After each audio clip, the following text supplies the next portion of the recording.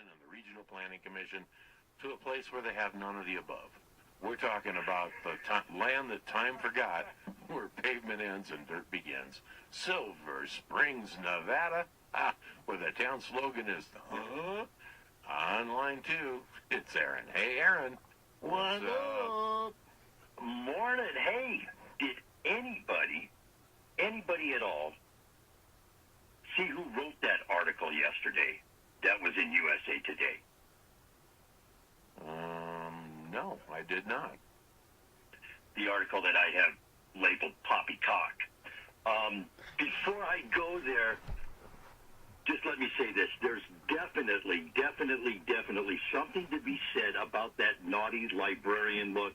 And if you don't believe me, go over to Carson City and ask Angie Trevesky. She got it going on with that look there. The article yesterday. Wait a minute. Hello, Angie. Wait. I'm going to find out who wrote it. I think it's written by Hadley Malcolm. Hadley Malcolm is the young lady's name. Bright, up-and-coming financial reporter is what this young lady is. I don't know. National Academies of Science is who she quoted. I went and looked at that article. That is the biggest crock of Monsanto propaganda machine that I have seen in quite some time. What I cannot believe is USA Today allowed that to be printed. I'm blown away. Now, she's put the other side in today, and the USA Today. She put another side in today. I haven't seen that. That didn't pop up because I was looking at her this morning. Yeah, GMOs may be safe, but skeptics say otherwise. Well, yesterday she said they are safe.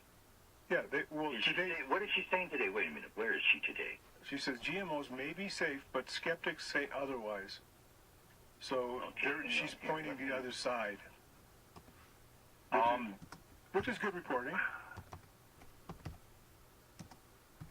That's in today's paper. Yes.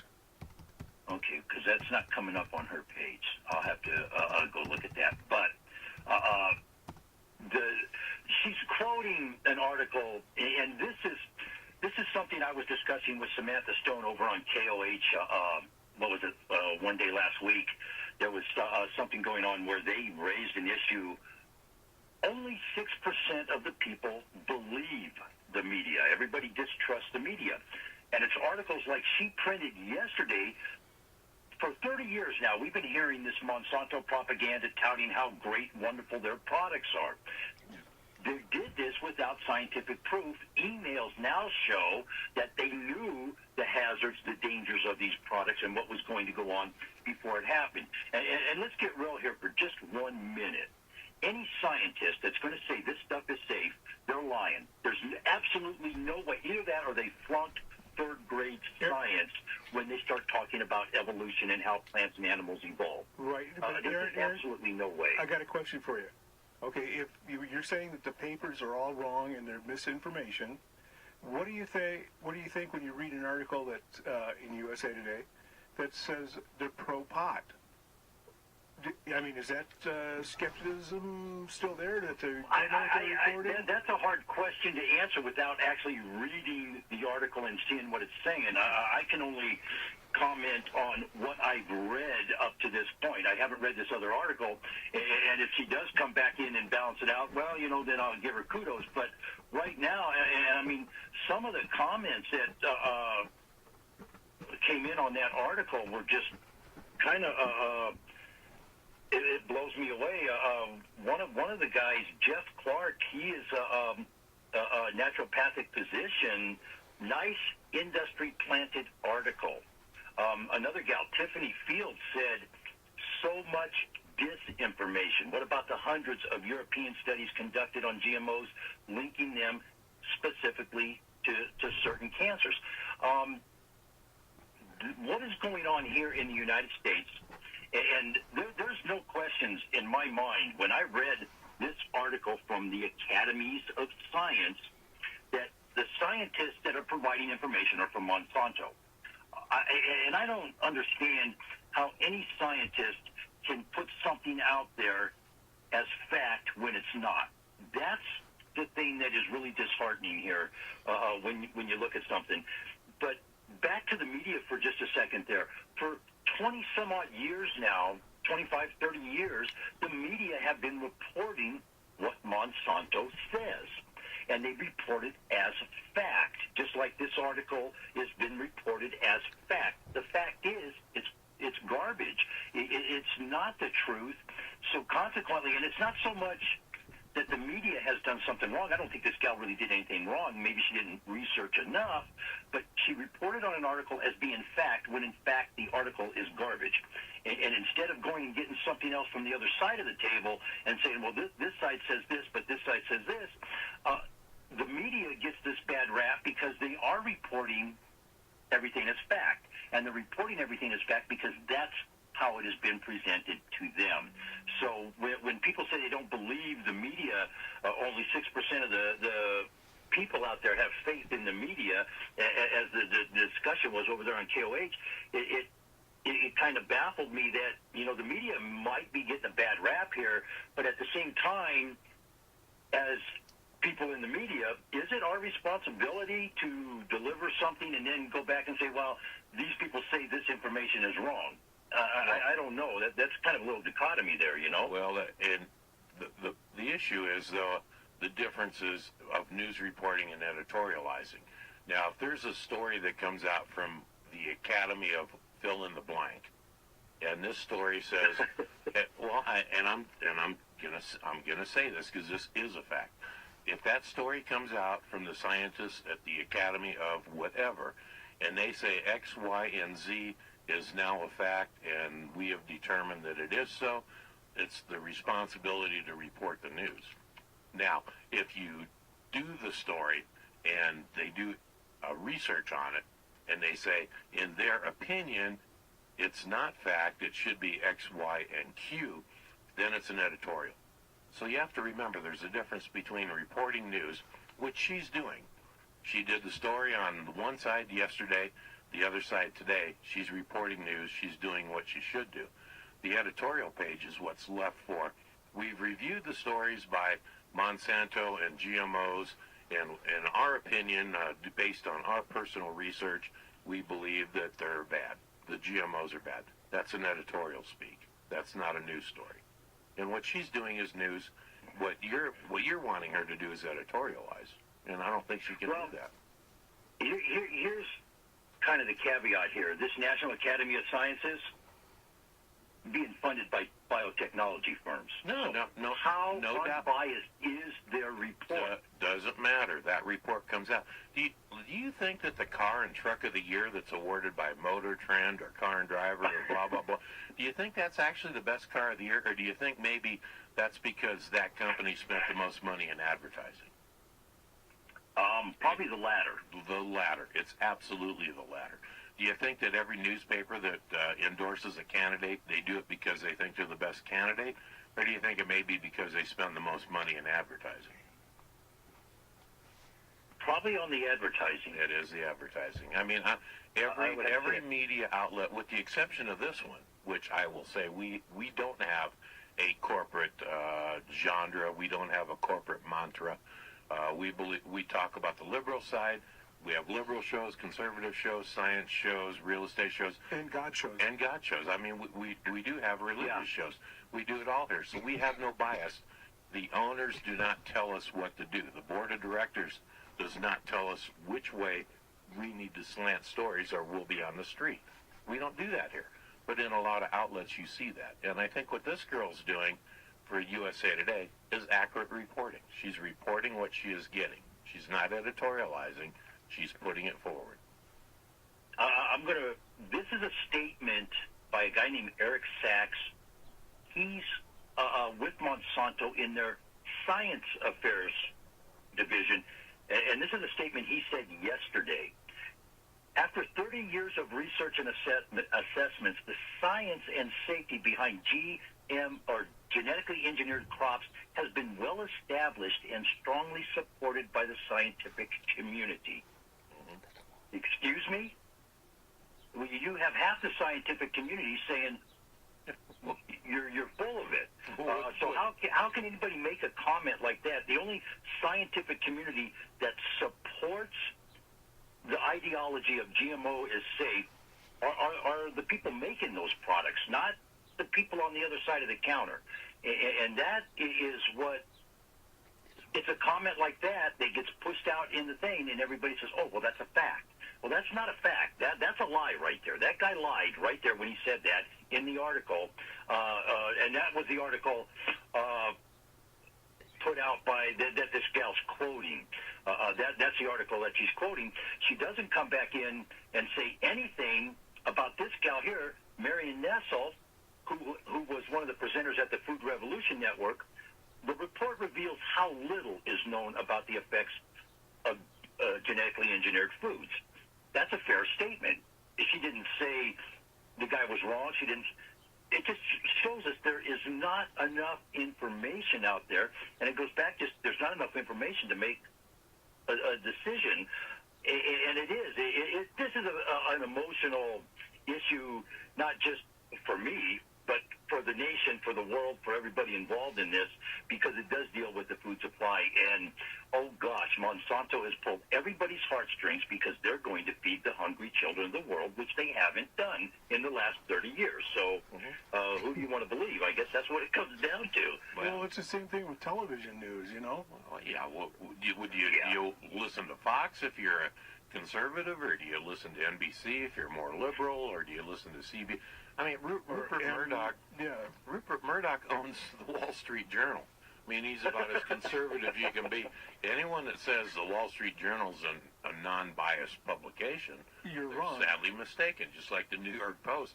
You know, anyone that says, "Oh, if it's from the Post, it must be right." No, their owners have a bias, and Monsanto and the chemical industry invented this stuff. They are the experts, and they know more about it than anyone initially.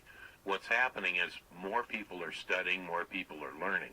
And when they learn more and they study more and you see the effects over the course of 30 years now, you know, then you start questioning the validity of what they've come up with. And that's what's happening right now.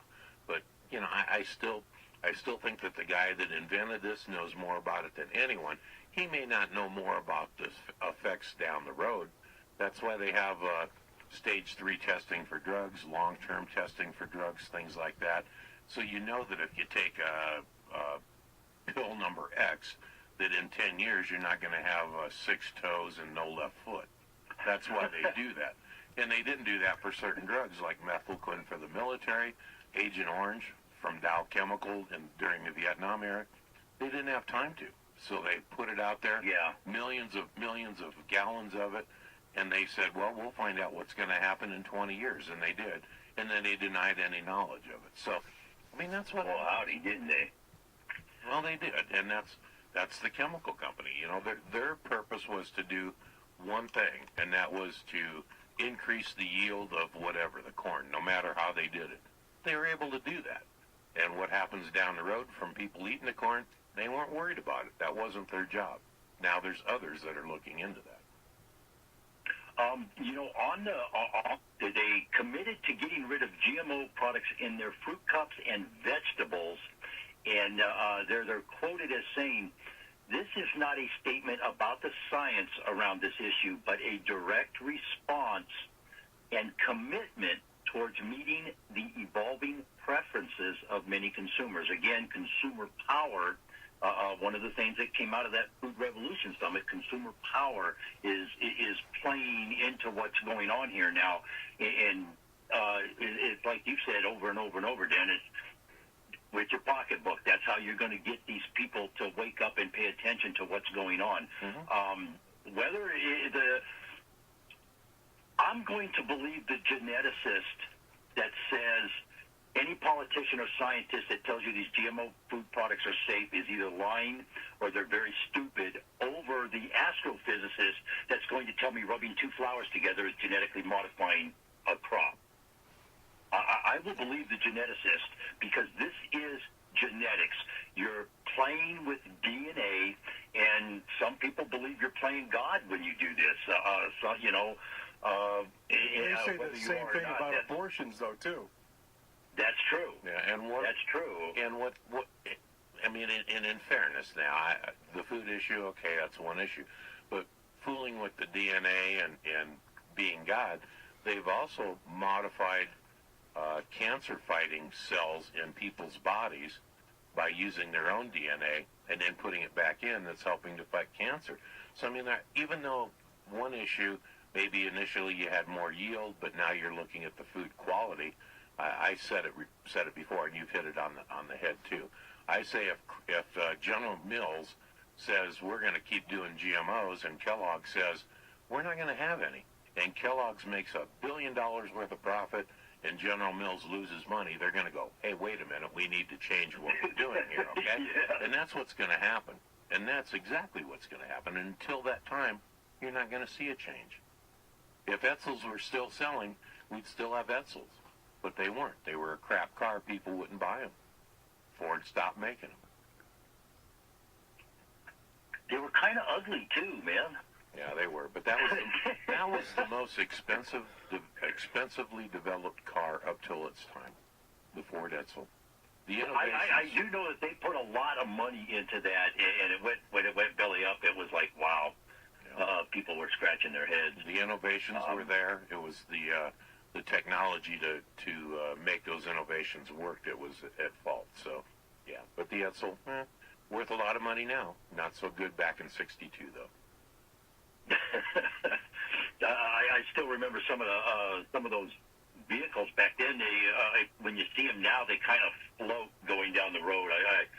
Those are the kind of cars I learned to drive in, and cars don't do that anymore. No, that was a comfort drive. I mean, they had innovations up the kazoo there. I mean, Power windows.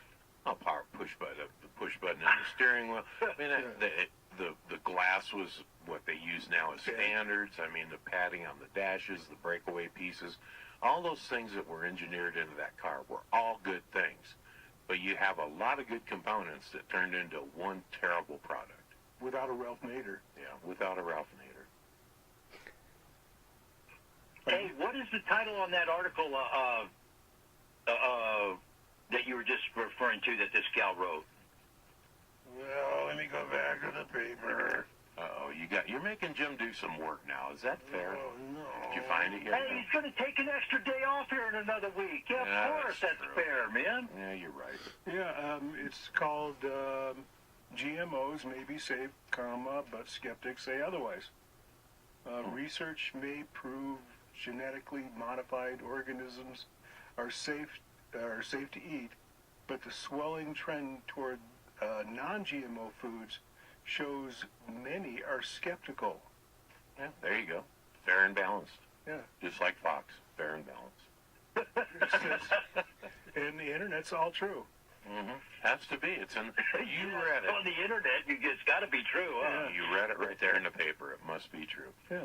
Well, Aaron, how can people contact you out there in Silver Springs or wherever you're at? 775. I'm at the ranch, 775-230-9915 on the World Wide Web, folks, www.alladayllc.com. Tune into Foreclosurepedia. They got some interesting stuff going on over there with that property preservation and safeguard properties. And we'll be getting into that on the blog here later on this week. Gorgeous out already, folks. It's going to be a great day. Let's have a good time. Let's all be safe out there. All righty. That's See you, Aaron. Aaron with Alladay LLC. Very passionate about the GMO issue. He is very passionate about that. Well, you need watchdogs. You need people that look after and look out for those things in question. They ask questions. Who's the dude that used to jump all over the airport? All over the airport? Yeah, landings and closing. He'd show up at the council meetings and playing guitars. Oh, Sam Dene. Sam Dene. Yeah. I mean, there was a guy that had a lot of passion about a lot of things. Oh, yeah. Yeah. And unfortunately, a lot of them weren't real good, but... He was the encyclopedia of Reno politics. Yes, he was. Sam Dene. And he would sing a song about it. And, he was one of those... And he still is. I mean, he's one of those guys that likes keeping tabs on things. And you could say the same... About Aaron. Aaron does, yeah. And I want to bring up a name that maybe is a little strange to some of you out there, but Kathy Brandhorst. Yeah, where's does this city council have a Kathy Brandhorst or a Sam Dene? Well, they had a Sam Dene. Kathy occasionally would go there. But, Kathy is as kind of off as she was, being as how